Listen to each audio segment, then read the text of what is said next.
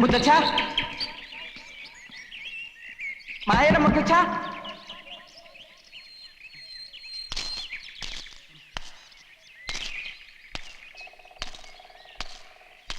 ആരുമില്ലേ?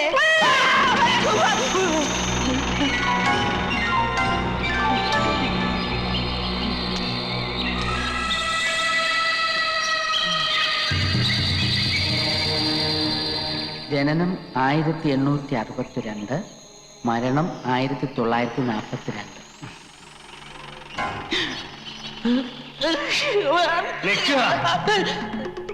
എന്റെ കുട്ടിക്ക് അവിടെ സമാധാനം കൊടുക്കില്ല എന്നുണ്ടോ?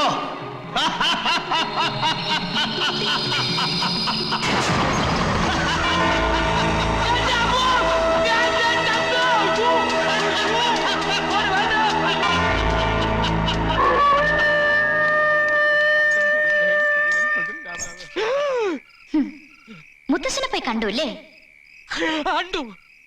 ഇനി ഏട്ടന് എന്നെ കാണണ്ടേ?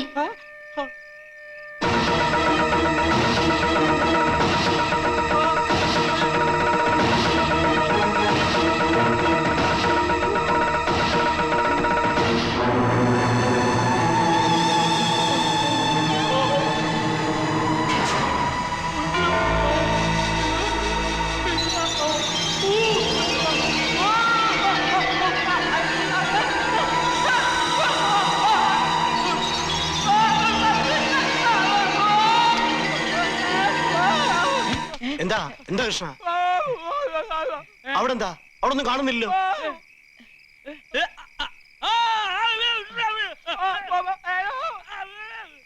തമ്പുരാൻ വിഷമിക്കണ്ടാട്ടോ. ഇന്ന് രാത്രി സ്വാമികൾ തകടുകൾ കുഴിച്ചിടുന്നതോടെ പരദേവതകൾ നമ്മളെ കാത്തു രക്ഷിക്കും. വരിക.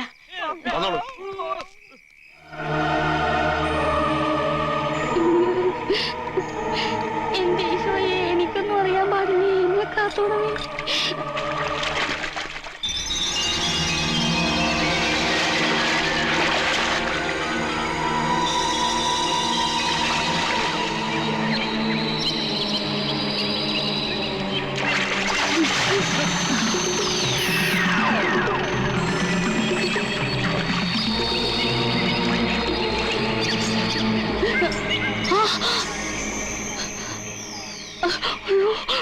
ആളും ഇടുക്കിയാണല്ലോ. ആൾമാറാട്ടം നടത്തി എല്ലാവരും കബളിപ്പിക്കായിരുന്നല്ലേ? എനിക്കിതൊക്കെ നേരത്തെ അറിയായിരുന്നു. എന്റെ കുഞ്ഞെ, ഇതൊന്നും മനഃപൂർവ്വമല്ല കേട്ടാ. അറിയാൻ്റെ കൂടെ ജീവിക്കാനുള്ള കൊതി കൊണ്ട് ചെയ്തു പോയതാണ്. മാപ്പാക്കണം. മുത്തശ്ശി അറിഞ്ഞ എന്താ സ്ഥിതി എന്ന് അറിയാലോ. കർത്താവിനെ ഓർത്ത് ഇത് ആരോടും പറയല്. ഞാൻ നിങ്ങക്കടെ കാല് പിടിക്കാം. അതൊന്നും വേണ്ട. ആ തകിട് അവിടെ വെച്ചിട്ട് ഇങ്ങ് അടുത്ത് വാ, ചോദിക്കട്ടെ. അയ്യോ കുഞ്ഞെ, ഇത് താഴെ വയ്ക്കാനോ കൈമാറാനോ പാടില്ലെന്നാണ് പറഞ്ഞേക്കണത് കേട്ടാ. അത് സന്യാസിയാണെങ്കിലാ. അന്യജാതിയിൽപ്പെട്ട ഒരു സ്ത്രീയുടെ കയ്യിലായപ്പോ തന്നെ ആചാരങ്ങളൊക്കെ തെറ്റിയില്ലേ? സംശയമുണ്ട്, നമുക്ക് മുത്തശ്ശിയോട് ചോദിക്കാം. അയ്യോ വേണ്ട കുഞ്ഞെ, ഞാൻ അങ്ങോട്ട് വരാം. ഇത് ഇങ്ങോട്ട് വച്ചേക്കട്ടാ.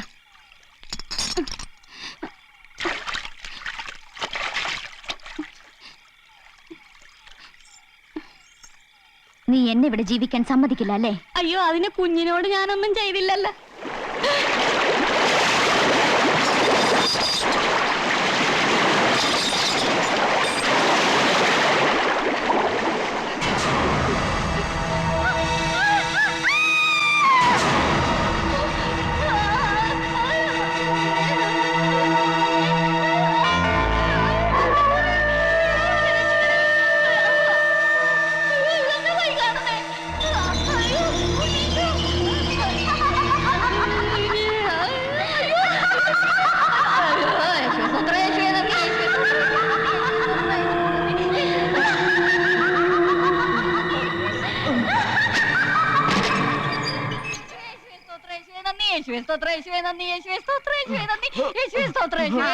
എന്താ അവിടെ?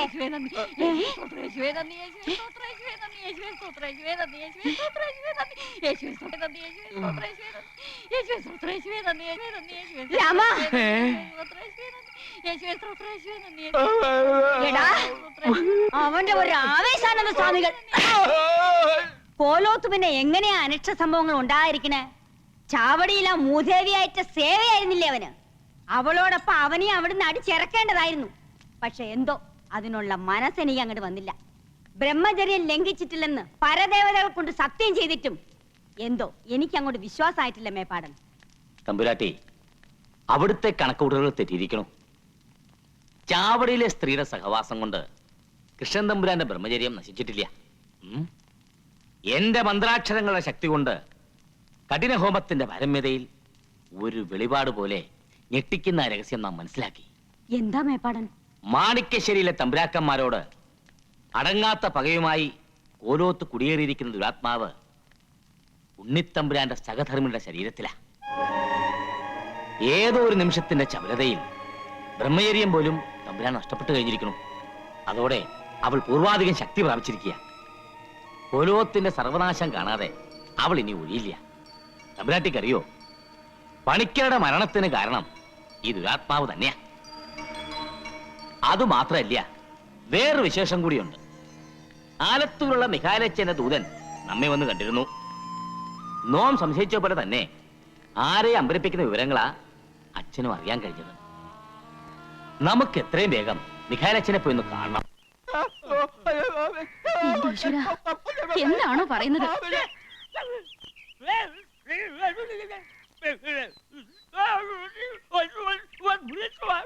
ഛോ, എനിക്കൊന്നും മനസ്സിലാവുന്നില്ല. നിനക്ക് വല്ലതും മനസ്സിലായി? എന്തോ ഒരു പിടിയുമില്ല. നിനക്കോ? ഇല്ല.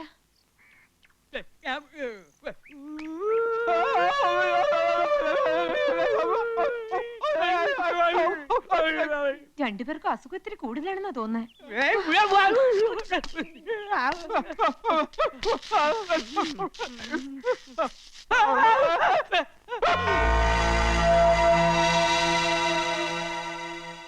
ആ, മായ വന്നല്ലോ. മായയെ കാണണമെന്ന് ഇവർ എഴുതി കാണിച്ചു. എന്താ മാവാ? ഇളയമ്മ അമ്പലത്തിലേക്ക് പോയിക്കോളൂ. ഇവർക്ക് എന്താ വേണ്ടെന്ന് വെച്ചാൽ ഞാൻ കൊടുത്തോളാം. നിങ്ങൾ അവിടെ നിന്നേ. ദേ, എന്നെ ദ്രോഹിക്കാനാണ് ഭാവമെങ്കിൽ കാലും കൂടി തടത്തി കിടക്കെ തന്നെ കിടത്തും. അസുഖം ഭേദാക്കണമെന്നാണോ? അസുഖമൊക്കെ ഭേദാക്കി തരാം. പക്ഷെ ആ ഏലസ് കുറച്ചു നേരത്തേക്ക് അഴിച്ചു വെക്കേണ്ടി വരും. ധൈര്യമില്ലെങ്കിൽ വേണ്ട, അസുഖം അങ്ങനെ തന്നെ ഇരിക്കട്ടെ.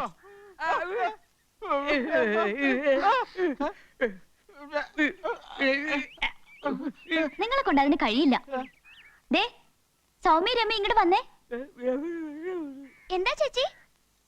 നിങ്ങൾ ഈ മാമന്മാരുടെ ഏലസ് ഒന്ന് അഴിച്ചെടുത്തേ.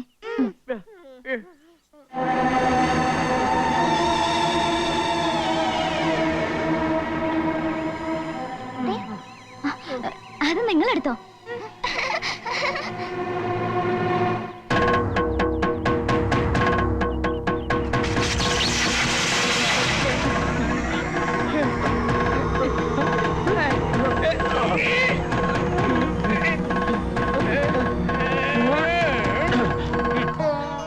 ഈശ്വര, എന്റെ തളർച്ച മാറി. യക്ഷിയാണേലും ഭൂതമാണേലും വളരെ നന്ദിയുണ്ട്. അയ്യോ, ഏലസ് അത് പോയാ പ്രശ്ന.